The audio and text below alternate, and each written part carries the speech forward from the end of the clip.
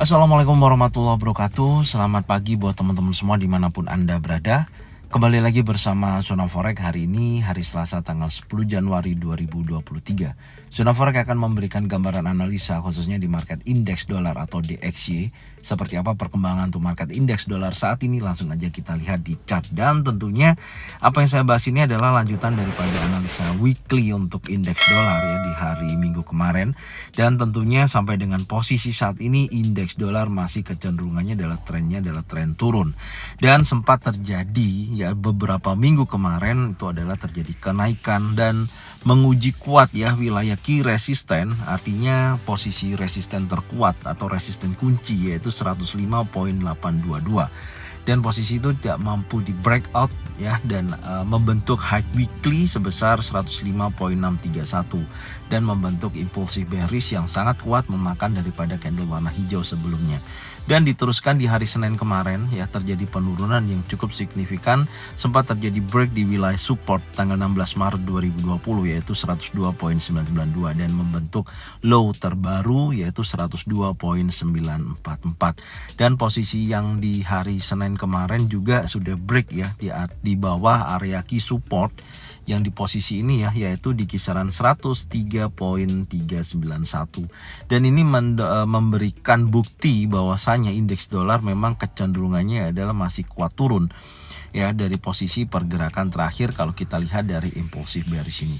Seperti apa untuk hari ini gambarannya, sekarang coba kita turunkan dulu di time frame 4 jam.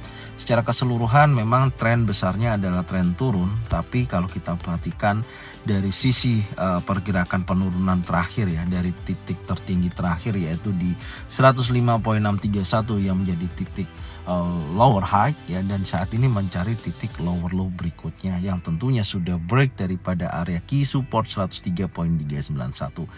Dan sementara untuk hari ini ya, karena saya masih belum melihat potensi daripada pergerakan terakhir ya di akhir sesi penutupan khususnya di time frame 4 jam, belum memberikan informasi yang cukup kuat akan adanya koreksi dulu ya sebelum terjadi penurunan, karena biasanya kalau terjadi impulsif bearish yang sangat kuat seperti ini itu biasanya diimbangi oleh pergerakan koreksi dulu baru dia akan melanjutkan penurunan.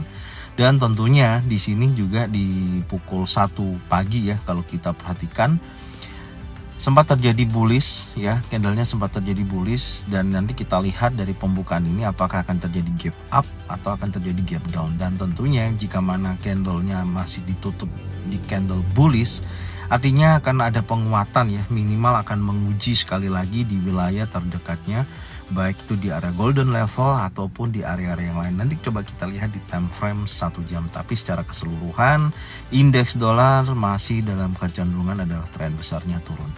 Tapi tentunya seperti biasanya saya akan tarik garis Fibonacci retracement ya untuk mencari titik target koreksinya untuk indeks dolar saat ini. Kita tarik dulu untuk sementara ya ini ya. Nanti akan kita update di sore hari ya. Nanti kita lihat perkembangannya seperti apa. Dan saat ini kalau kita perhatikan tertingginya coba saya pasin dulu ya angkanya 631 di sini untuk high-nya. Kemudian di posisi terbawah ada di area 945. Oke. Udah sesuai ya 944 ya, sorry. Ada di 944. 102.944 untuk titik terendahnya. Dan saya menemukan area Fibonacci retracement ya, yaitu di area golden level 50% yaitu 104.288 sampai dengan 104.605. Apakah nanti betul-betul kuat sampai menuju area ini atau hanya bergerak terbatas sampai dengan 38,2%. Tentunya nanti kita lihat ya perkembangannya. Oke, ini posisinya kalau di time frame 4 jam. Sekarang kita coba turunkan dulu di time frame 1 jam untuk melihat secara detail daripada pergerakan indeks dolar itu sendiri. Dan saya melihat memang posisinya di time frame 1 jam ya, ternyata ada bullish engulfing yang menunjukkan potensi pergerakan dia bergerak naik. Dan tentunya yang perlu kita perhatikan di awal jika mana koreksi yaitu di area 38,2%. Wajib pantau wilayah ini. Karena nanti kalau wilayah ini tidak mampu di breakout, artinya ada pembentukan pattern terjadi di wilayah tersebut, baik single pattern, double pattern, atau triple pattern, maka menunjukkan potensi indeks dolar bisa terjadi pelemahan kembali ya. Tentunya seperti itu, tapi memang secara keseluruhan dalam beberapa pekan atau 7 minggu ke belakang, indeks dolar masih dalam tekanan seller atau trennya adalah turun. Skenario saya tetap saya melihatnya karena dia sudah break area key support 103.448, saya mencari titik di mana ada potensi mengejar area 38,2% untuk bergerak turun yang lebih jauh ya, minimal dia membentuk swing dulu ya, atau membentuk titik kenaikan ya, kisaran di area 38,2%. Tinggal pantau wilayah ini. Jika mana ada bearish engulfing, bearish pin bar, maka kemungkinan besar akan melanjutkan penurunan dan bergerak menuju area support berikutnya yang lebih jauh, yaitu di 102.339. Itu yang pertama. Yang kedua, kalau nantinya ternyata memang area yang saat ini ya, ternyata tidak terjadi koreksi, malah mencari posisi titik terendahnya, contoh dia bergerak di wilayah area support 102.749, maka juga dia bisa bergerak lagi setelah ini ya.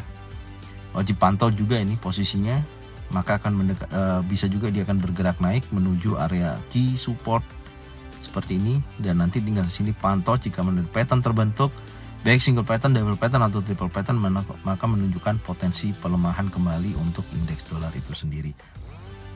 Oke, ini gambaran secara teknikal ya, menurut pandangan saya dari indeks dolar untuk hari ini masih akan melanjutkan penurunan, tapi besar kemungkinan akan ada koreksi dulu atau retest ya, mungkin di kisaran 103.970 ataupun di area key support 103.391. Oke, sekarang kita akan sedikit membahas ya untuk news yang mempengaruhi indeks dolar itu sendiri. Langsung aja kita lihat, kita menggunakan forexfactory.com ya. Langsung aja kita lihat kalender ekonomi hari ini.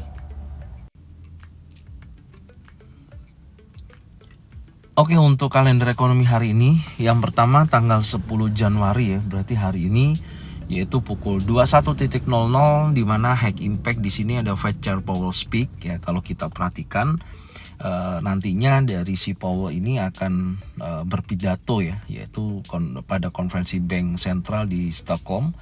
Dia nanti akan membahas mengenai kebijakan ya dari Jeremy Powell sendiri ya, sebagai ketua The Fed sendiri, akan ekonomi kedepannya, dan akan membahas rencananya baik itu hawkish atau dovish untuk pertemuan berikutnya, yaitu suku bunga di tanggal 1 Februari.